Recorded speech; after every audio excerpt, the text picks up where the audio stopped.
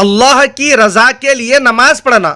مسند امام احمد میں حدیث پاک ہے، حضرت ابو ذر غفاری رضی اللہ عنہ سے مروی ہے کہ ایک مرتبہ نبی کریم صلی اللہ علیہ وسلم سردی کے موسم میں باہر نکلے۔